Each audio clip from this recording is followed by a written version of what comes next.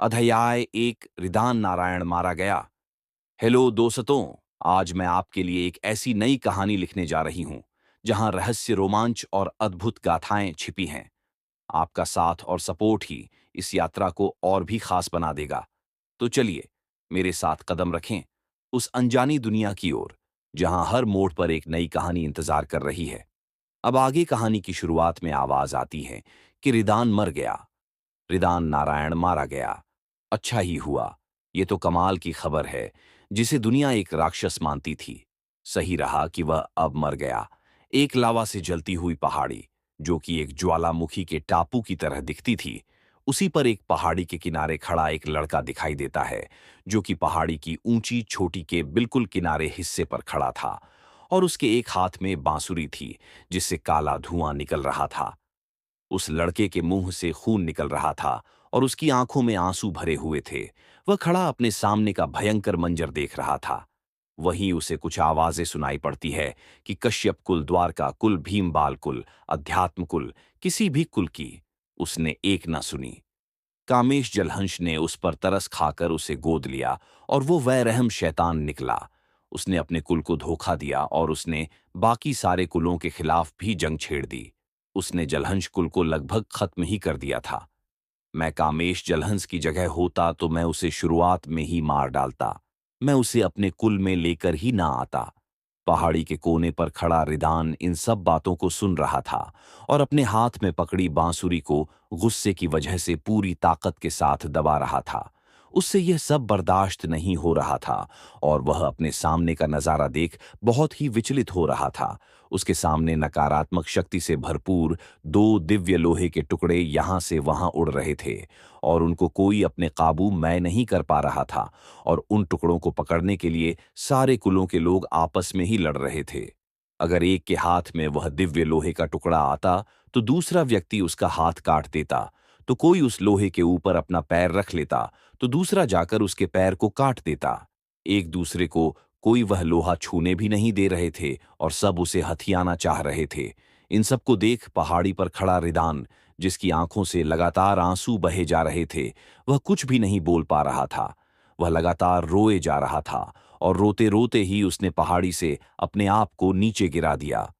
वह अपने ऊपर खुला नीला आसमान देखता हुआ पहाड़ी के नीचे गिर रहा था कि तभी वहां पहाड़ी के दूसरी छोर से एक इंसान उड़ता हुआ उसकी ओर आया और उसने गिरते हुए रिदान का हाथ पकड़ लिया। रिदान ने जब यह महसूस किया कि उसका किसी ने हाथ पकड़ उसे गिरने से बचा लिया है, तो उसने पहाड़ी से लटकते हुए ही ऊपर देखा। ऊपर लक्षित उसका हाथ पकड़े उसे ऊपर की ओर खींचने की नाकाम कोशिश कर रहा है। तभी रिदान ने देखा कि लक्षित की हथेली से लगातार खून बह रहा है। क्यों? कि युद्ध में लक्षित बुरी तरह से घायल हो गया था। उसकी यह दशा देख रिदान ने उससे कहा, जाने दो, मुझे तो लक्षित बिना कुछ कहे उसे ऊपर की ओर खींचने लगता है।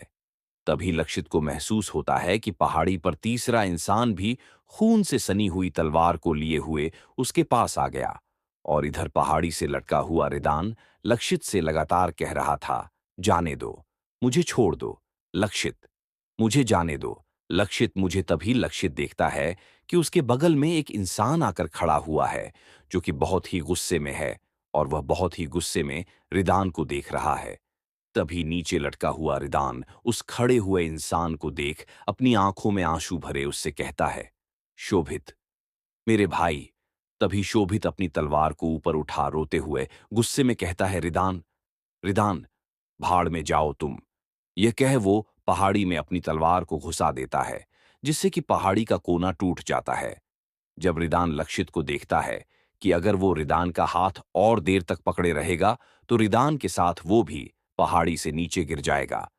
ये सोच रिदान एक जोर के झटके के साथ लक्षित का हाथ झटक देता है, जिससे लक्षित के हाथ से रिदान का हाथ छूट जाता है और रिदान उस भूतिया पहाड़ी से नीचे खाई में गिर जाता है।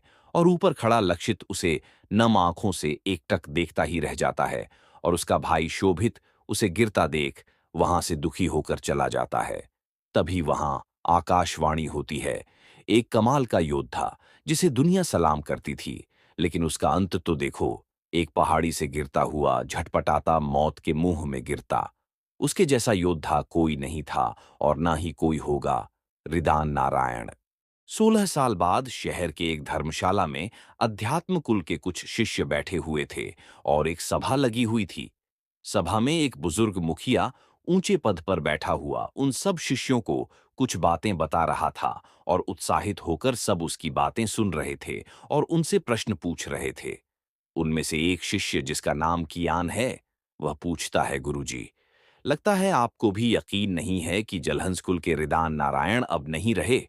इसकी बात सुन ऊंचे पद पर बैठा मुखिया, जिसके हाथ में एक विचित्र आकृति का पंखा था, वह अपनी कुर्सी के पीछे एक कमरे में पर्दे के पीछे बैठे व्यक्ति की परछाई को देखता है और डर जाता है।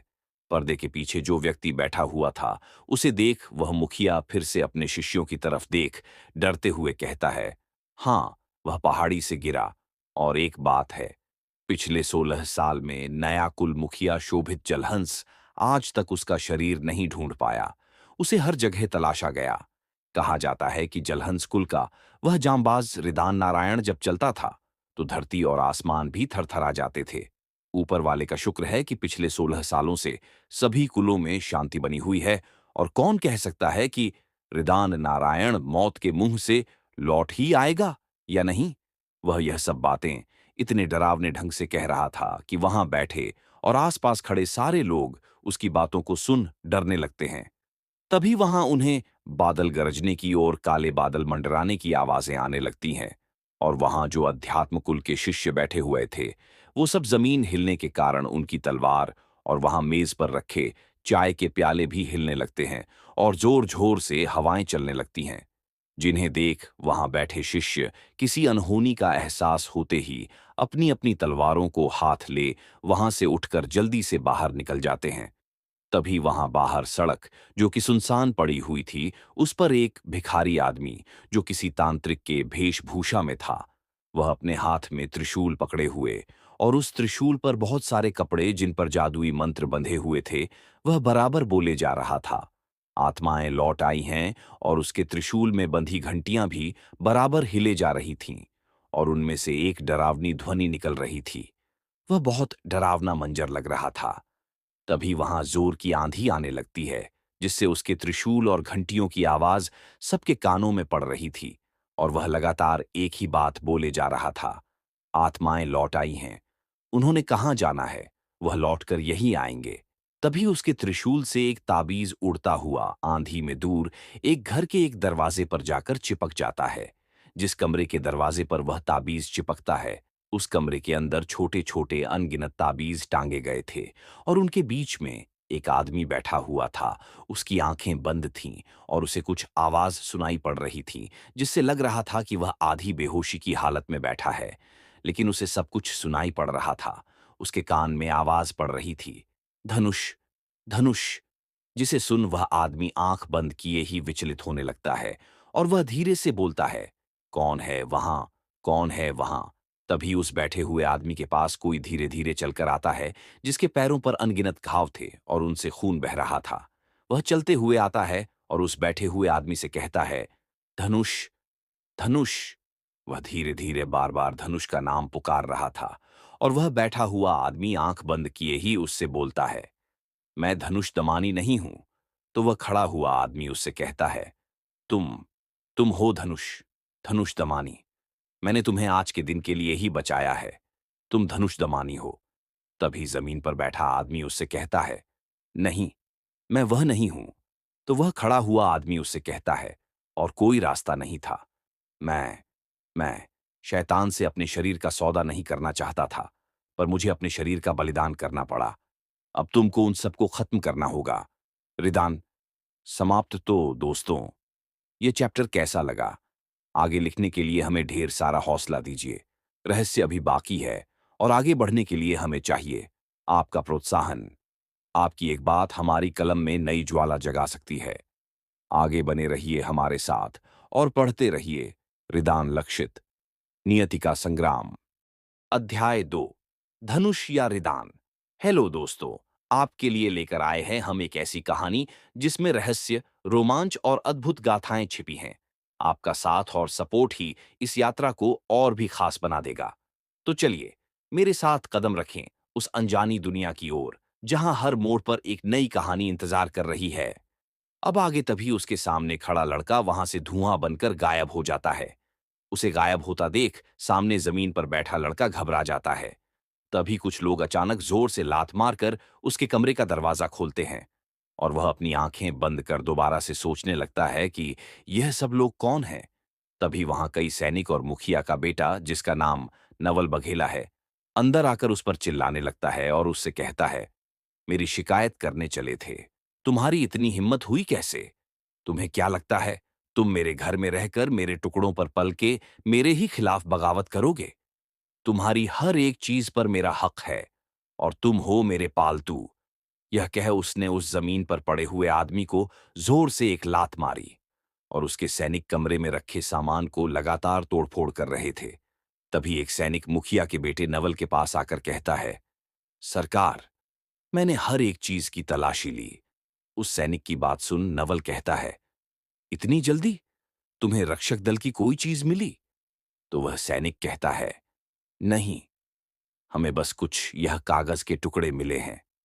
हमने सब तरफ देखा। उन कागज के टुकड़ों को हाथ में लेकर नवल उसे जमीन पर पड़े हुए आदमी के मुंह पर मारकर कहता है, यह कागज के टुकड़े, इन पर कौन से खजाने का नक्शा बना रखा है?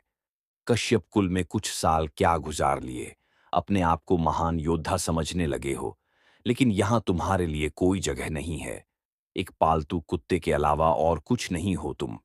तुम्हारा भाई होने के नाते समझा रहा हूं, दिन में ख्वाब देखना बंद कर दो। अपनी मां की तरह मत बनो। तुम कभी भी बघेला कुल का हिस्सा नहीं बन पाओगे। तभी एक सैनिक भागता हुआ कमरे के अंदर आता है और नवल बघेला से कहता है, छोटे सरकार, रक्षक दल आपके यहां पहुंच चुका है। आपका इंतजार हो रहा है। सिपाही की बात सुन नवल ठीक है कहकर उठ जाता है और कमरे के बाहर चला जाता है। उन सबको बाहर जाते देख जमीन में पड़ा हुआ आदमी उठकर बैठ जाता है और अपने हाथ में पकड़े हुए मुखौटे को गौर से देखने लगता है। वहीं दूसरी ओर वही जमीन में पड्ढा आदमी कुछ देर बाद बघेला कुल के घर के पिछले आंगन में रखे मटके से पानी लेकर अपने मुंह को धुलता है। वह आदमी अपने आप को पानी में देखकर कहता है, धनुष दमानी, तुम तो मर चुके हो, तो फिर क्यों तुमने मेरी जान बचाई? अपनी जान गंवा के? तुम्हारा दिल वाकई बहुत बड़ा है। ये सोचकर रिदान सीधा खड़ा होता है। तभी वह नोटिस करता है कि उसके बांह पर 4 चोट के निशान बने हुए हैं, जिन्हें वह गौर से देखने लगता है। घाव को देख वह अपने मन में सोचता है, एक वक्त था जब मैं एक योद्धा था। हर किसी को एक एक घाव की कीमत चुकानी पड़ती थी। फिर वह कुछ सोच मुस्कुराते हुए खुद से ही कहता है, घाव तो एक योद्धा का गहना है। अगर मैं धनुष के दुश्मनों से बदला न ले पाया तो इन घावों की कोई कीमत नहीं रहेगी। इससे अच्छा तो मैं मर ही जाता। यह कहकर वह वहीं खड़ा सोच में डूब जाता है। तभी उसके पीछे एक सैनिक हाथ में मूंगफली की थैली लिए उसमें से मूंगफली के दाने खाता हुआ उसकी ओर आ रहा था। उस सैनिक ने जब धनुष को सामने खड़ा देखा तो वह उसे परेशान करने के लिए उसके पास आ गया और अचानक से उसके सामने खड़े होकर हकलाते हुए कहता है, तो तो तो तुम। सामने खड़ा रिदान भी उसकी ओर मुड़कर अपनी उंगली दिखाकर उसकी नकल उतारते हुए वैसे ही कहता है, तो तो तो तुम। उसी की तरह नकल उतार कर रिदान कहता है। तभी वह सैनिक उससे कहता है, पागल धनुष, तुम्हें बाहर किसने आने दिया? चलो, अंदर चलो। तभी रिदान अपनी उंगली अपने मुंह की तरफ कर उसे पूछता है, मैं धनुष दमानी हूं? तो वह सैनिक घमंड भरे स्वर में उससे कहता है, और नहीं तो क्या? कितनी बार तुमसे कहा है पागल धनुष, चाहे आसमां ही क्यों ना फट जाए, तुम बाहर नहीं आओगे। और तुम्हारा वह पागल वाला मुखौटा कहाँ है? तो उसकी बात सुन रिदान उससे पूछता है, तो क्या मैं हमेशा मुखौटा पहनकर रहता हूं? तभी वह सैनिक कुछ सोचकर रिदान से पूछता है, अच्छा पागल, एक बात बताओ, इससे पहले कि तुम्हारा दिमाग फिर से खराब हो जाए, तुम एक बात बताओ, तंजौर शहर में कश्यप कुल ने तुम्हारे साथ क्या किया? जब से वहां से लौटे हो तुम हमेशा मुखौटा पहनते हो या सफेद रंग पोत लेते हो? क्यों, शर्म आती है क्या? ये कहकर वह मूंगफली के दाने अपने मुंह में डालने लगता है। तो रिदान कुछ सोचकर उससे पूछने लगता है, जब मैं वहां गया तो क्या उम्र थी मेरी? तो वह सैनिक घमंड से कहता है, 13 साल थी। फिर रिदान ये सुन वहां से जाने लगता है। तो सैनिक उसे जाते हुए देखकर पूछता है, क्यों पूछ रहे हो? तो वह कहता है, नहीं, कुछ नहीं, बस ऐसे ही। तो सैनिक दौड़कर उसका हाथ पकड़कर उसे अपनी ओर घुमाता है। लेकिन जब रिदान फिर भी आगे चलने लगता है, तो सैनिक को गुस्सा आ जाता है और वह वहीं पड़ा बड़ा सा डंडा उठाकर रिदान को पीछे से पीठ पर और कमर पर मारने लगता है। तो रिदान बचते हुए अचानक से पीछे घूमकर चुटकी बजाकर उस सैनिक को सम्मोहित कर देता है, जिससे वह वहीं पुतला बनकर खड़ा हो जाता है। उसे पुतला बना देख रिदान उसके हाथ में पकड़े मूंगफली की थैली को उसकी मुट्ठी से निकाल लेता है और एक एक कर दाने खाने लगता है और अपने आप से कहता है, इन मूंगफली में पहले जैसा स्वाद नहीं रहा। ये कहते हुए वह महल में इधर उधर घूमने लगता है। तभी वह देखता है कि आगे बरामदे से उज्जैन शहर के कुछ शिष्य एक कमरे की ओर जा रहे हैं और आपस में बातें कर रहे हैं कि इससे पहले कभी कुछ नहीं हुआ है। यह सब पहली बार यहां हो रहा है। तभी उन शिष्यों में से एक, जिसका नाम शुभांश था, की नजर रिदान पर पड़ती है। तो उसे कुछ जाना पहचाना लगता है, लेकिन कुछ याद नहीं आता। वह अपने दिमाग पर जोर डालने लगता है। वहीं उज्जैनी के उन शिष्यों को देख रिदान धीरे से अपना मुंह फेर लेता है और वे सब शिष्य उसे अनदेखा कर आगे निकल जाते हैं। तभी रिदान अपने आप से कहता है, काफी अजीब बात है। उज्जैनी शहर का अध्यात्म कुल यहाँ अपने रक्षक भेजता है, वो भी मेरे वापस लौट के आने के तुरंत बाद। कहीं वह भी तो यहाँ नहीं है। ये सोच वह तुरंत अपनी कमर में बंधा हुआ मुखौटा उतार अपनी आंखों पर बांध लेता है, जिससे कोई उसे पहचान न ले। तभी वहां बघेला कुल के सभागृह में काफी भीड़ लगी हुई थी। दरवाजे के बाहर खड़े सब लोग अंदर झांक कर देखने की कोशिश कर रहे थे। कमरे के अंदर बनारस शहर की रानी विचित्रा बघेला बैठी हुई रक्षकों का स्वागत कर रही थी और उनसे कुछ बोल रही थी। वह रक्षकों से कह रही थी, रक्षकों के दल का शुक्रिया, हमारी गुहार पर यहाँ आने के लिए। उज्जैनी का अध्यात्म कुल अपने जांबाज रक्षकों के लिए बहुत माना जाता है और उनकी वफादारी देखकर आज यकीन भी हो गया है। समाप्त। तो दोस्तों, ये चैप्टर कैसा लगा? आगे लिखने के लिए हमें ढेर सारा हौसला दीजिए। रहस्य अभी बाकी है और आगे बढ़ने के लिए हमें चाहिए आपका प्रोत्साहन। आपकी एक बात हमारी कलम में नई ज्वाला जगा सकती है। आगे बने रहिए हमारे साथ और पढ़ते रहिए रिदान लक्षित, नियति का संग्राम, अध्याय 3, ध्वज और धमकी। हेलो दोस्तों, आपके लिए लेकर आए हैं हम एक ऐसी कहानी जिसमें रहस्य, रोमांच और अद्भुत गाथाएं छिपी हैं। आपका साथ और सपोर्ट ही इस यात्रा को और भी खास बना देगा। तो चलिए, मेरे साथ कदम रखें उस अनजानी दुनिया की ओर, जहां हर मोड़ पर एक नई कहानी इंतजार कर रही है। अब आगे आपका बहुत बहुत शुक्रिया। यह कह वो सामने मेज पर रखी चाय को उठाकर पीने लगती है। वही उसके बगल में बैठा बघेला कुल का गुरु सोम गुर्जर भी महारानी विचित्रा की ओर देख हंसते हुए कहता है, बिल्कुल, बिल्कुल। उसे बोलता देख महारानी भी हंसने लगती है और सामने बैठे रक्षकों से कहती हैं, दरअसल हमारा कुल हमेशा से रक्षक दल का एहसानमंद रहा है। दरअसल हमारा बघेला कुल भी कोई आम कुल नहीं है। हमारे कुल में भी कोई था जो रक्षक दल का सदस्य था। अब आप लोग यहां आ ही गए हैं, तो मैं आपको उससे भी मिलवा ही। वह इतना बोल ही पाई थी कि वही खंबे के पीछे छुपा रिदान पागलों जैसी हरकतें करता हुआ अचानक से उन सबके सामने आ जाता है और कहने लगता है, मैं आ गया। उसे देख नवल, महारानी विचित्रा और उनके गुरु सोम एक दूसरे को आश्चर्य से और नफरत से रिदान को देखने लगते हैं और वही सभा में खड़ी प्रजा भी कहने लगती है, ये कौन है? ये कहां से आ गया? तो रिदान उससे कहता है, मेरी ही तो बात हो रही है, तो मैं आ गया। इतना कह वह बड़े ही घमंड से कहता है कि पूरे कुल में रक्षक दल को मैंने ही तो सबसे करीब से देखा है। तभी महारानी विचित्रा अपने बगल में बैठे गुरुसोम से कहती हैं, इसे किसने छोड़ दिया? ले जाओ इसे। महारानी की बात सुन गुरुसोम खिसियानी हंसी हंसते हुए कहता है, ठीक है महारानी। और वह रिदान की ओर इशारा कर उससे कहता है, यहां से जाओ। तो रिदान उसका इशारा देख वही जमीन पर लौटकर अपने हाथ पटकने लगता है और कहता है, मैं नहीं जाऊंगा, मैं यहीं रहूंगा। जिसे देख वहां बैठे आध्यात्मिक कुल के शिष्य हंसने लगते हैं। वहां नवल बघेला अपनी जगह से उठ रिदान के पास जाता है और जबरदस्ती उसे खींचकर उठाने लगता है। उसके इस तरह खींचने से अध्यात्म कुल का एक शिष्य, जिसका नाम शुभांश था, वो उठकर जल्दी से रिदान के पास आता है और वह उसका दूसरा हाथ पकड़ उसे उठाने की कोशिश करने लगता है। शुभांश को अपना हाथ पकड़ उठाते देख रिदान झट से उठकर वहां जाकर दूसरा खंबा जोर से पकड़ लेता है और कहता है, मैं यहां से नहीं जाऊंगा, मैं यहां से नहीं जाऊंगा।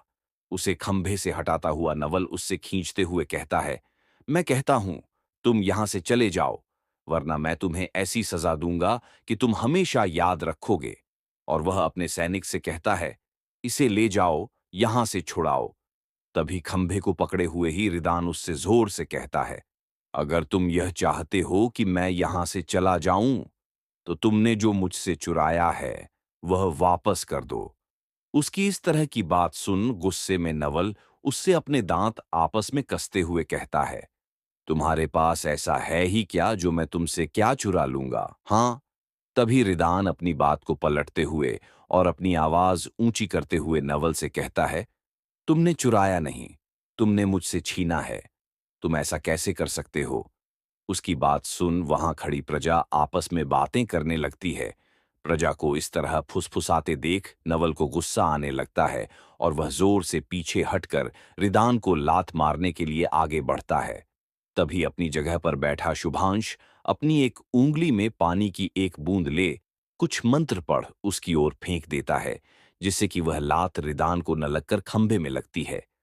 और रिदान फिर भी जानबूझकर खंबे को छोड़कर जमीन पर गिर जाता है और अपनी छाती पर हाथ पटकते हुए कहता है, इसने मुझे जानबूझकर गिराया, मुझे मारा, मुझे मारा।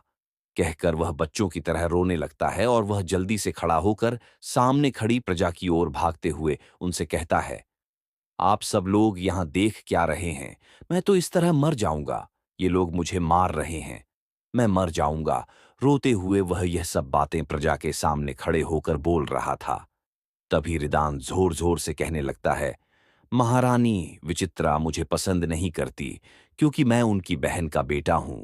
और वह अपने कपड़ढ़ों को हटाकर छाती के ऊपर बने छोटों के निशानों को दिखाकर प्रजा से कहता है, और ये लोग मुझे कमरे में बंद कर बहुत जोर जोर से मारते भी हैं। देखो। राजकुमार नवल यह सब देख घबराने लगते हैं। तभी महारानी के पास बैठे गुरु सोम अपने सैनिकों से कहते हैं, इसको जल्दी से यहां से ले जाओ। नवल अपनी मां की ओर देख उनसे धीरे से कहता है, मैंने तो कुछ भी नहीं किया, फिर भी ये।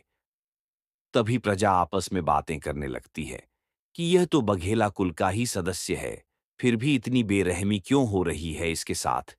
ये गलत बात है, इसे इतना मारना नहीं चाहिए। तभी रिदान का यह सब कुछ नाटक अब नवल पर बर्दाश्त नहीं होता है, तो वह भागते हुए रिदान के पास आता है और उसे अपनी ओर घुमाकर उसे कहता है, धनुष, अब बहुत हो गया तुम्हारा यह नाटक। तभी रिदान रोते हुए उसे कहता है, अगर तुम मुझसे छुटकारा चाहते हो। तभी वह अपने चेहरे पर कुटिल मुस्कान लाकर नवल की ओर देख उसे कहता है, तो मेरी चीज मुझे वापस कर दो। जिसे देख नवल को और गुस्सा आ जाता है कि यह सब नाटक कर रहा है, और फिर यह कह रिदान फिर रोने का नाटक करने लगता है। तभी रिदान नवल से आगे कहता है, या तो मेरी चीज वापस लौटा दो या फिर अपने घुटनों पर आकर मुझसे माफी मांगो। जिसे सुन नवल और चिढ़ जाता है और वह वही छोटी सी चीनी मिट्टी की शराब की मटकी को उठाकर रिदान के ऊपर मारने ही वाला था कि रिदान ने चुटकी बजाकर सबको वहीं कुछ पल्लों के लिए रोक दिया और जल्दी उसका चक्कर लगाकर उसके दूसरी ओर खड़ा हो जाता है, जिससे कि वह मटकी जमीन पर जाकर गिरती है और टूट जाती है। जिसे देख वह सब लोग आश्चर्यचकित थे और रिदान नाटक करते हुए प्रजा से कहता है, देखा, आप लोगों ने देखा, ये मुझे मारने की कोशिश कर रहा है। और रिदान आगे कहता है कि पहले तो इसने मेरी चीज चुराई और अब यह मुझे मारना चाहता है। तभी शुभांश आगे आकर उससे कहता है, सुनो, अब शांत हो जाओ। वह यह सब बोल ही रहा था कि महारानी विचित्रा आगे आती हैं और शिष्य शुभांश से कहती हैं, रक्षक जी, मैंने आपको बताया था ना कि इसका दिमाग ठीक नहीं है और यहां सब लोग यह जानते हैं। जब यह छोटा था तब यहां से चला गया था और जब वापस आया तो यह पागल हो गया। तभी वहां पर्दे के पीछे खड़ा रिदान अपनी कमर पर हाथ रख उनकी ओर मुड़ता है और उनसे कहता है, तुम लोगों को मेरी बात समझ नहीं आ रही है क्या? और वह अपनी एक हाथ कमर पर ही रखकर और दूसरे हाथ को ऊपर कर उंगली दिखाते हुए उन सब की ओर करके कहता है, आखिरी बार बता रहा हूं, हां, अगर किसी ने भी मेरी चीज को चुराया तो मैं उस इंसान के 2 टुकड़े कर दूंगा। समझ गए? तभी सामने खड़ा नवल यह सब सुन उसे अपने हाथ से मारने चला कि तभी उनका गुरु रिदान को उंगली दिखाकर कहता है, तुम यहां से चले जाओ। तो वह वहां पर रखी एक शराब की मटकी को उठाकर उसकी ओर दिखा हिलाते हुए वहां से चला जाता है। उसे जाता देख अध्यात्म कुल का शिष्य शुभांश महारानी की ओर झुककर उनसे कहता है, महारानी विचित्रा, अब आप हमें इजाजत दीजिए। हम अभी से ही पहरेदारी शुरू कर रहे हैं, पर याद रहे, अंधेरा होने के बाद आप लोग अपने कक्ष से बाहर न आएं और खिड़कियों से दूर रहें। उनकी बात सुन महारानी उनसे कहती है, जी, जी, शुक्रिया। तभी नवल भागता हुआ अपनी मां के पास आता है और उससे कहता है, मां, उस पागल ने मुझे सबके सामने जलील किया। बस बहुत हो गया। आप तो कहती थी कि वह हमारा कुछ नहीं लगता। तभी महारानी जोर से चिल्लाती हुई उससे कहती है, चुप रहो। तो वह गुस्से में अपने आप को काबू करने लगता है और पीछे मुड़ चिल्लाता हुआ कहता है, उस पागल को तो आज मैं मार ही डालूंगा, कहकर वहां से भाग जाता है। तभी महारानी उसकी ऐसी हरकत देखकर अनदेखा कर सामने खड़े शिष्यों से हंसकर कहती हैं, आप लोग चलिए। वहीं बाहर रिदान, जो शराब की मटकी को अपने हाथ में उठाकर लाया था, वहीं बरामदे में एक कोने में छज्जे पर बैठा हुआ उस शराब को पी रहा था। और वह शराब पीते हुए कहता है, शराब में भी पहले जैसी बात नहीं है। ये कह वह शराब की मटकी वहीं रख देता है और फिर वह अपने हाथ को ऊपर उठाकर अपने हाथ पर लगे 4 घाव को देखने लगता है और अपने मन में कहता है कि शायद पूरा बघेला कुल ही मेरा, यानी कि धनुष का दुश्मन है। यह कह वह गहरी सांस लेता है और कुछ सोचने लगता है। तभी वह देखता है कि आंगन में से अध्यात्म कुल के वह शिष्य आगे जा रहे हैं और वह उस सारे घर में काले रंग के कुछ झंडे, जिनमें कुछ मंत्र लिखे हुए थे, घर के चारों ओर लगा रहे हैं और आपस में बातें करते हैं कि तुम पश्चिम दिशा की ओर देखोगे, हमें चारों ओर देखना है। तुम उत्तर की ओर देखना। और शुभांश सब शिष्यों से कहता है, यह ध्वज पताका हर एक छत पर होनी चाहिए, कहीं भी जगह खाली नहीं रहनी चाहिए। उनको ऐसा करता देख रिदान खड़ा हुआ, खंभे के पीछे छुप रिदान उनको देखते हुए अपने मन में सोचता है कि सारे कुलों ने मुझे मारने की कोशिश की, लेकिन मेरे बनाए ध्वज आज तक इस्तेमाल किए जा रहे हैं। यह कह वह धीरे से मुस्कुराता है और अपनी गर्दन हिलाकर वहां से कुछ सोच उन शिष्यों की ओर चला जाता है और पीछे से जाकर उनके ध्वजों में से एक ध्वज अपने हाथ में उठाकर लकड़ी से बाहर निकालकर देखने लगता है। तभी कियान, जो कि एक छत पर खड़ा ध्वज लगा रहा था, वह उसे ऐसा करता हुआ देख लेता है और उससे कहता है, उससे दूर हटो, ये बच्चों के खेलने की चीज नहीं है। तभी रिदान जल्दी से उसे अपने कपड़ों के अंदर छुपाकर उससे कहता है, नहीं नहीं, मुझे इससे खेलना है, मैं इसे लेकर जा रहा हूं।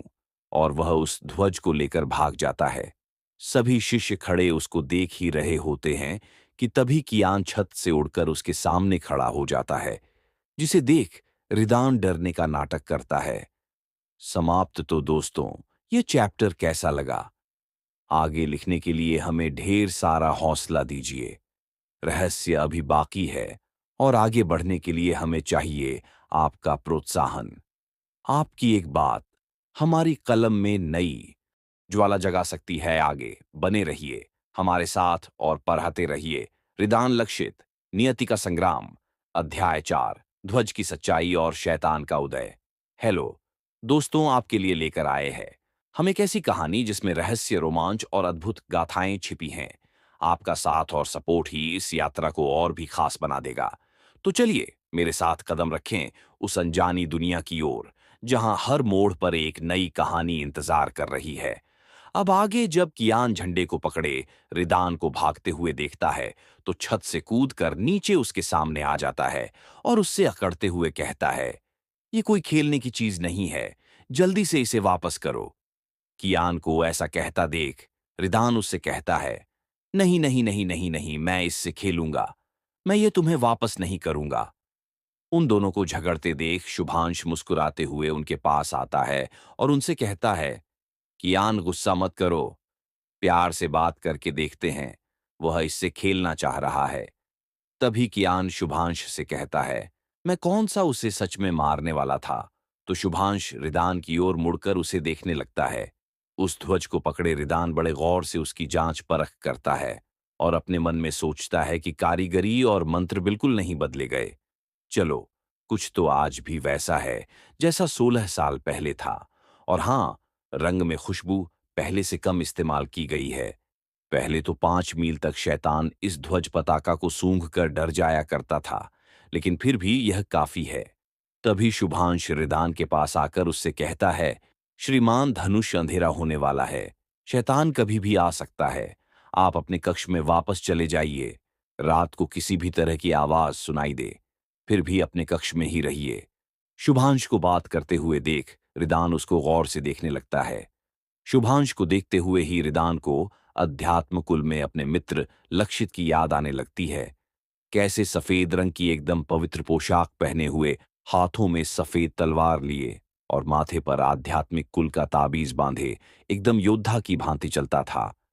रिदान को जब लक्षित की याद आती है तो वह उदास हो जाता है और उसके बारे में सोचते हुए वहीं जमीन पर अपने घुटनों के बल बैठ जाता है और उस ध्वज को अपने हाथों में मसलने लगता है। उसे ऐसा करता देख शुभांश उसके पास बैठकर उससे कहता है, क्या हुआ, आप ठीक तो हैं। तो वह अपने दर्द को छुपाते हुए शुभांश से कहता है, इतना क्या हुआ, ये बस एक ध्वज पताका ही तो है, कुछ खास नहीं। यह कहकर वह वहां से उठ जाता है और उस ध्वज को जमीन पर फेंक देता है। और वह शुभांश से कहता है, मैं अपनी खुद की बना लूंगा। और वह पैर से उस ध्वज पताका को मसल कर वहां से भाग जाता है। उस मसली हुई जमीन पर पड़ी ध्वज पताका को कियान हाथ में उठाकर शुभांश से कहता है, कैसा पागल है। तभी शुभांश कहता है, छोड़ो उसे, हमें अभी बहुत काम करना है। तो कियान सब शिष्यों से कहता है, चलो अपनी अपनी जगह ले लेते हैं। और वे वहां से चले जाते हैं। तभी शुभांश कुछ सोचकर पीछे मुड़कर एक बार फिर से रिदान को देखने लगता है। उसे रिदान को देखकर कुछ अपनापन सा महसूस होता है। रात का वक्त, रात के समय आंगन की छत पर चारों तरफ से वह मंत्र ध्वज पताका लगी हुई थी और वह सब शिष्य छत के ऊपर चारों दिशाओं में अपने अपने हाथों में एक एक ध्वज पताका पकड़े शैतान का इंतजार कर रहे थे। तभी नीचे बरामदे में एक खंभे के पीछे नवल जाकर छुप जाता है और उसके पीछे एक सैनिक भी होता है। सैनिक नवल से कहता है, सरदार, रक्षकों ने कहा था कि अपने कमरे से बाहर नहीं आना है, और इस तरह तो बिल्कुल भी नहीं। तो नवल गुस्से में उस सैनिक से कहता है, चुप रहो, मैं उस पागल को ढूंढने आया हूं।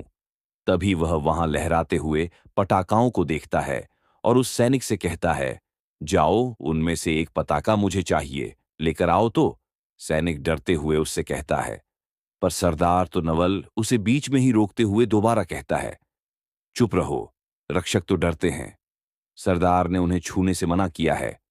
तभी नवल उससे कहता है कि कोई उनकी पताका चुरा न ले, तभी तो वे हम लोगों को डराते हैं। देखो, इन रक्षकों को सबके हाथ में काली पताका है, जाओ लेकर आओ। और यह कहकर वह सैनिक को धक्का दे देता है। वह सैनिक डरता हुआ वह ध्वज पताका चुराने के लिए चला जाता है और वह जल्दी से वहां पास में लगी ध्वज पताका को ले आता है और नवल को देते हुए कहता है, सरदार, यह लीजिए। नवल उस ध्वज पताका को अपने हाथ में ले लेता है और वह दोनों वहां से चले जाते हैं। तभी एक अंधेरे कमरे में रिदान बैठा था। उसने एक पत्ते की सीटी बनाई थी और होठों पर लगाकर उससे एक मधुर धुन निकालकर बजा रहा था। छत पर खड़ा शुभांश कियान से कहता है, उज्जैनी में भी कोई बिल्कुल यही धुन बजाता था, मैंने पहले भी यह धुन सुनी है। कियान कहता है, अच्छा हाँ, हो सकता है, ठीक ही है, ऐसा क्या ही है। इस धुन में यह कहकर वह फिर से शैतान को पकड़ने के लिए अपनी मुद्रा में खड़ा हो जाता है और शुभांश उस धुन को फिर से सुनने लगता है। तभी वे दोनों देखते हैं कि सोमगुरु सैनिकों के साथ रिदान के कमरे की ओर बढ़ रहे हैं। सोमगुरु सैनिकों से कहते हैं, उसे कमरे से बाहर निकालो, अब बहुत हो गया है, उसे रक्षकों के हवाले कर देना चाहिए। यह सुनकर कियान और शुभांश भी छत से उतरकर उनके पीछे जाने का विचार करते हैं। कमरे में जहां रिदान बैठा था, सैनिक दरवाजा जोर से लात मारकर खोलते हैं और रिदान को जबरदस्ती पकड़कर बरामदे से होते हुए सभा कक्ष में ले जाते हैं और सबके बीच पटक देते हैं। रिदान जब देखता है कि उसके सामने आध्यात्मिक कुल के शिष्य खड़े हैं और उसने चेहरा ढकने वाला मुखौटा नहीं पहना है, तो वह घबरा जाता है। वह सोचता है, बघेला कुल के लोगों ने मुझे जवानी में नहीं देखा है, पर अध्यात्म कुल के शिष्य तो पहचान सकते हैं। तभी शुभांश उसके पास आकर कहता है, सुनिए श्रीमान धनुष, अब आप खड़े हो सकते हैं। शुभांश को पहचान न पाने के कारण रिदान सिर हिलाकर खड़ा हो जाता है। वह देखता है कि नवल जिसने ध्वज पताका चुराई थी, एक भयंकर राक्षस के रूप बदल चुका है। उसे 4-5 सैनिक पकड़ने की कोशिश कर रहे हैं, पर वह गुर्राता हुआ सैनिकों को इधर-उधर फेंक देता है। उसकी आंखें लाल हो गई हैं और वह विकराल रूप में आ चुका है। अध्यात्म कुल के शिष्य अपनी मंत्रित रस्सी से उसे बांधने में सफल हो जाते हैं, पर राक्षस बंधा हुआ भी झटपटाता रहता है। एक सैनिक शुभांश से मदद की गुहार लगाता है। वहीं रिदान भी यह सब देख सोचता है कि कुछ न कुछ करना ही पड़ेगा। तभी पीछे से महारानी विचित्रा भागती हुई आती है। अपने बेटे की हालत देख वह चिल्ला उठती है, मेरा बेटा। फिर वह गुस्से में रिदान की ओर देखती है और कहती हैं, यह सब तुम ही कर रहे हो। रिदान आश्चर्य से खुद को देखने लगता है। मैंने क्या किया है? कियान राक्षस के गले पर कुछ निशान देखता है और कहता है, यह कोई चिन्ह है, हमारा काम आसान नहीं होगा। सैनिक कहता है, यह पहली बार नहीं हो रहा है, पहले भी 2 लोग मारे जा चुके हैं, हमारी मदद कीजिए। महारानी विचित्रा एक फूलदान उठाकर रिदान की ओर फेंकने को होती हैं, पर शुभांश और कियान उसे पकड़ लेते हैं। शुभांश कहता है, महारानी, ये सब श्रीमान धनुष ने नहीं किया है, आपके बेटे के शरीर में शैतान का वास है। श्रीमान धनुष निर्दोष हैं। महारानी गुस्से में कहती हैं, तुम्हें क्या पता, इसका बाप भी रक्षक था, जादू टोना इनकी रगों में है। शुभांश कहता है, महारानी, आपके पास कोई प्रमाण नहीं है। महारानी जवाब देती है, प्रमाण? मेरे बेटे की ये हालत ही क्या कम है। इसने कहा था कि जो भी उसके सामान को छुएगा वो उसे मार डालेगा। मेरा बेटा तो मासूम है, ये पागल उसे फंसा रहा है। रिदान महारानी की बातें इग्नोर करते हुए सिर खुजाने लगता है। महारानी फिर से फूलदान लेकर उस पर वार करने को होती हैं। तभी नवल के शरीर पर काली शैतानी लकीरें उभरने लगती हैं। उसकी आंखें अब पूरी तरह सफेद हो जाती हैं और वह जोर से चिल्लाता है। रिदान और शुभांश तुरंत उसके पास पहुंचते हैं। शुभांश उसके सीने पर एक आध्यात्मिक मंत्र लिखता है और रिदान उसकी पीठ पर लाल रंग से एक और मंत्र अंकित करता है। यह मंत्र प्रभावी होता है और नवल शांत होकर बेहोश हो जाता है। उसे फिर से रस्सी से बांध दिया जाता है। रिदान अपने वस्त्रों के अंदर छिपी ध्वज पताका निकालता है। जैसे ही वह उसे हाथ में लेता है, उसकी बांह पर बने 4 घावों में से एक घाव अपने आप भर जाता है। वह नवल से कहता है, ध्वज चुराने की तुम्हारी हिम्मत कैसे हुई? तुम शैतान के ही लायक हो। महारानी विचित्रा रोती हुई अपने बेटे के पास आती हैं और शुभांश से कहती हैं, तुमने यह क्या कर दिया? यह मेरा बेटा है। शुभांश जवाब देता है, महारानी, वह सिर्फ बेहोश हुआ है, चिंता न करें। तभी महारानी उससे कहती है, एल ऐसे कैसे चिंता ना करें, मेरा बेटा है, वह एल उसकी रक्षा नहीं कर पाए। एल तुम्हें शर्म आनी चाहिए, एल तुम्हें इसीलिए यहां बुलाया था ना। एल वह यह कह शुभांश पर चिल्लाती है। एल तभी पीछे खड़ा रिदान चिल्लाकर उनसे कहता है, एल तुम्हें शर्म आनी चाहिए। एल, ये सब तुम्हारे नौकर नहीं है। एल ये सुन, सब उसकी ओर मूड उसे देखने लगते हैं। एल तो रिदान उनसे कहता है, एल ये तुम्हारी रक्षा करने के लिए यहां आए थे। एल ये बिना किसी लालच के इतनी दूर से सिर्फ आपकी मदद करने आए हैं। एल कितनी उम्र होगी एल आपके बेटे की 10 साल 20 साल 20 साल तक का तो होगा ही। एल क्या इंसानों की भाषा समझ नहीं आती? इसे एल रक्षकों ने साफ साफ कहा था। एल की किसी भी चीज को हाथ न लगाए। एल बाहर बगीचे में न जाए। एल पर इसे देखो तो क्या किया, अपने कमरे से बाहर निकल गया। इसी की गलती है। एल मुझे क्यों दोष लगा रही हो? एल उसको इस तरह से बोलता देख महारानी उससे कहती है, एल तुम। तभी महारानी पीछे मुड़ सामने खड़े गुरु सोम से कहती हैं, एल यह सब तुम्हारी गलती है। एल तुम ही ने बुलाया, इन सबको निकालो एल, इन सबको यहां से एल। तभी सोम गुरु महारानी का हाथ झटक देते हैं। एल और गुस्से में उन्हें घूरने लगते हैं। एल तभी एक सैनिक उन्हें बाहर लेकर चला जाता है। एल वह कहता है, एल चलिए आप बाहर चलिए। एल चलिए मास्टर आप बाहर चलिए। एल तभी महारानी वहां खड़ी दासियों से कहती हैं, एल की मेरे बेटे को उसके कमरे में ले जाओ। एल तो वह दासियां नवल को अपने साथ कमरे में ले जाने लगती हैं। एल की तभी उन्हें बाहर से किसी के चिल्लाने की आवाज आने लगती है। एल बाहर से आई हुई आवाज को सुन सब भागकर बाहर जाते हैं। एल तो देखते हैं एल की सोम गुरु राक्षस के बस में है। एल और वह अपने साथ में आए सैनिकों को गर्दन से उठा हवा में लटकाकर उनको फेंक देते हैं। एल तभी वह पीछे मुड़ दूसरे सैनिक को उठाने लगते हैं। एल तभी वहां महारानी उन्हें ऐसा करता देख वहीं बेहोश हो जाती है। एल तभी महारानी के पीछे से आ रहे रक्षक दल के लोग अपनी मंत्रित की हुई रस्सी से गुरु को भी बांध देते हैं। एल तभी उन शिष्यों के पीछे से भागता हुआ रिदान आता है। एल और वह वहां की स्थिति देख उनसे पूछता है, एल यह यहां क्या हुआ? एल लेकिन उसे महसूस होता है कि उसे सब पूरी तरह से इग्नोर कर रहे हैं। एल तभी वह सुनता है एल की कियान और शुभांश आपस में बातें कर रहे थे। एल शुभांश कियान से कहता है, एल यहाँ की स्थिति बहुत ही गंभीर हो गई है। एल हमें अपने लक्षित अध्यात्म गुरुजी को संदेश भेजना होगा। एल लक्षित का नाम सुन रिदान उनकी ओर मुड़ उनसे कहता है, एल क्या लक्षित? लक्षित आप लक्षित अध्यात्म के बारे में बात कर रहे हैं। एल उज्जैन का लक्षित उसकी बात को इग्नोर कर कियान शुभांश से कहता है, एल पर उन्होंने जाने से पहले यह नहीं बताया था एल की वह कहां पर जा रहे हैं। एल तो शुभांश कियान से कहता है, एल हम लोग अपना संदेश उनको भेजते हैं। एल फिर देखते हैं। एल उन दोनों को बात करता देख बीच में रिदान बोलता है, एल अरे नहीं, उसे यहां बुलाने की कोई जरूरत नहीं, मैं ये सब संभाल लूंगा। एल उसे यहां पर मत बुलाओ। लेकिन वह दोनों रिदान की बात को पूरी तरह से इग्नोर कर देते हैं। एल जैसे कि उन्हें बीच में उसकी आवाज सुनाई ही ना पड़ रही हो। एल और वहां से सब चले जाते हैं।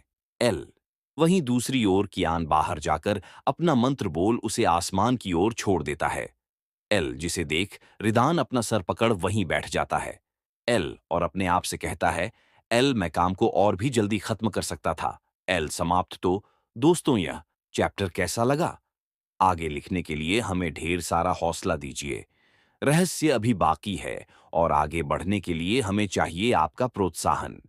आपकी एक बात हमारी कलम में नई ज्वाला जगा सकती है। आगे बने रहिए हमारे साथ और पढ़ते रहिए। रिदान लक्षित नियति का संग्राम। चैप्टर 5 लक्षित का आना। हेलो दोस्तों, आपके लिए लेकर आए हैं हम एक ऐसी कहानी जिसमें रहस्य, रोमांच और अद्भुत गाथाएं छिपी हैं। आपका साथ और सपोर्ट ही इस यात्रा को और भी खास बना देगा। तो चलिए मेरे साथ कदम रखें उस अनजानी दुनिया की ओर जहां हर मोड़ पर एक नई कहानी इंतजार कर रही है। अब आगे अध्यात्म कुल के सारे शिष्य उस सभागृह को ताम्रपत्र पर लिखे मंत्रों से सजा रहे थे। कमरे की चारों दीवारों पर मंत्र ही मंत्र नजर आ रहे थे। हर एक अक्षर से हल्की नीली आभा झलक रही थी, मानो वे स्वयं जीवित होकर वातावरण की रक्षा कर रहे हों। वातावरण में एक विचित्र सी घबराहट थी। सभी जानते थे कि यह साधारण दिन नहीं है। कमरे के मध्य एक गहरे रंग का सोफा रखा था, जिस पर महारानी विचित्रा निश्चल पड़ी थीं। उनकी आंखें बंद थीं और चेहरे पर बेचैनी साफ झलक रही थी। जमीन पर वही सैनिक पड़ा था, जिस पर गुरु सोम ने कुछ देर पहले प्रचंड प्रहार किया था। पास ही लाल घेरे के भीतर सोम गुरु और नवल बेहोशी की अवस्था में खड़े थे। उनके चेहरों पर पीड़ा के भाव साफ देखे जा सकते थे। रिदान उनके चारों ओर धीमे धीमे घूम रहा था। उसकी आंखें गहरी और विचारमग्न थीं। वह सोच रहा था, इनकी गर्दन पर जो काले निशान हैं, ये तो दिव्य तत्व से आए हैं, लेकिन शैतानी तत्व तो कब के नष्ट हो चुके थे। तो फिर यह कैसा प्रभाव है? कौन सी शक्ति इन पर काबू कर रही है? इतना सोचते ही उसका ध्यान जमीन पर पड़े सैनिक की ओर गया। धीरे धीरे सैनिक की उंगलियां हिलने लगीं, सांसें तेज होने लगीं। कुछ ही क्षण में उसने अचानक अपनी आंखें खोल दी। पास खड़ी एक दासी घबराकर उसकी ओर दौड़ी। महाराज, यह जाग गया है। रिदान तेजी से आगे बढ़ा और दासी को रोकते हुए बोला, रुको, पहले इसकी गर्दन देखो। सभी की नजरें सैनिक की गर्दन पर टिक गईं। वहां कई काली लकीरें उभर आईं, जैसे कोई जहरीली नसें फैल रही हों। तभी उसका दाहिना हाथ विकृत होने लगा। कुछ ही क्षणों में वह राक्षसी रूप ले चुका था। भारी लंबा नुकीले नाखूनों वाला हाथ। सैनिक ने अपनी मुट्ठी खोली तो उसमें से भाले जैसे नाखून बाहर निकल आए। यह दृश्य देखकर कई शिष्य और रक्षक डरकर पीछे हट गए। किसी की सांसें थम गईं। अचानक सैनिक ने गर्जना की और अपने ही राक्षसी हाथ से सब पर वार करना शुरू कर दिया। चीख पुकार मच गई। लोग भागने लगे, लेकिन अगले ही पल वह सैनिक स्वयं अपनी गर्दन दोनों हाथों से पकड़ता है और एक भयंकर झटके से उसे मरोड़ देता है। कटक की आवाज के साथ उसकी गर्दन टूट जाती है और वह जमीन पर गिरकर तड़पने लगा। उसके मुंह से गाढ़ा खून बह निकला। दासी भय से चिल्ला उठी, यह तो शैतान था, यह शैतान था। रिदान की आवाज शांत किंतु गहरी थी, यह कोई शैतान नहीं है। तभी शुभांश, जो सैनिक की नब्ज देख रहा था, अचानक बोल पड़ा, रुको। वह तेजी से सोम और नवल के पास गया और उनकी दाहिनी बाजू को ध्यान से देखा, फिर बोला, इन दोनों की दाहिनी बाजू टूट चुकी है। यह सुनकर सभी दंग रह गए। उसी क्षण रिदान अपने होठों पर हाथ रखकर धीरे से हंस पड़ा। कियान तमतमाकर बोला, ए पागल, हंसी क्यों आ रही है तुझे? रिदान ने हल्की मुस्कान के साथ उत्तर दिया, क्षमा करें। खुद को रोक नहीं पाया। कियान और भड़क उठा, बस करो, यह हंसी देख नहीं रहे। हालात कितने गंभीर हैं। रिदान की आंखों में रहस्य भरा भाव था। उसने धीरे से कहा, यह नवल का गुरु नहीं है और न ही वह सैनिक था। शुभांश ने तुरंत पूछा, तुम्हें इतना यकीन कैसे है? रिदान बोला, दोनों दाहिने हाथ से नहीं लिखते थे। जब भी मुझे मारते थे, बाएं हाथ से वार करते थे। मुझे पूरा विश्वास है, यह छल है। कियान गुस्से में दांत पीसते हुए बोला, फिर भी यह हंसने का वक्त नहीं है। कुछ पल सोचकर शुभांश ने सबको सचेत किया, वह बुरी शक्ति केवल बाएं हाथ से हमला करेगी, सावधान रहो। फौरन सभी सैनिकों और दासियों को आदेश मिला, जल्दी अपना दाहिना हाथ ऊपर करो। सभी भयभीत होकर हाथ उठाने लगे, लेकिन किसी ने ध्यान नहीं दिया कि सोफे पर निश्चल पड़ी महारानी विचित्रा का दाहिना हाथ धीरे धीरे हिलने लगा था। शुभांश सबके हाथों की जांच कर रहा था और रिदान के पास आकर कुछ सोचने ही वाला था कि अचानक महारानी विचित्रा ने अपनी आंखें खोलीं। उनकी आंखें अब लाल चमक रही थीं। वे एक झटके से सोफे से उठीं और हवा में तैरते हुए सीधी शुभांश की ओर बढ़ीं। उनका दाहिना हाथ अब राक्षसी बन चुका था।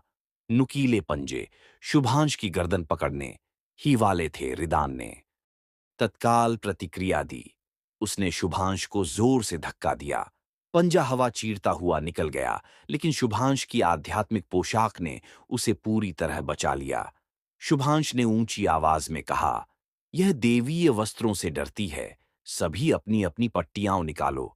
सभी ने अपनी कमर से बंधी पट्टियां खोलीं और महारानी की ओर फेंकीं। मंत्रों से युक्त पट्टियां हवा में लहराती हुई उनकी ओर बढ़ीं, लेकिन विचित्रा गुस्से में दहाड़ उठी। उन्होंने पास की भारी मेज उठाई और पट्टियों पर दे मारी। पट्टियां चारों ओर बिखर गईं। अब महारानी गगन में उड़कर सभागृह से बाहर आंगन की ओर बढ़ीं।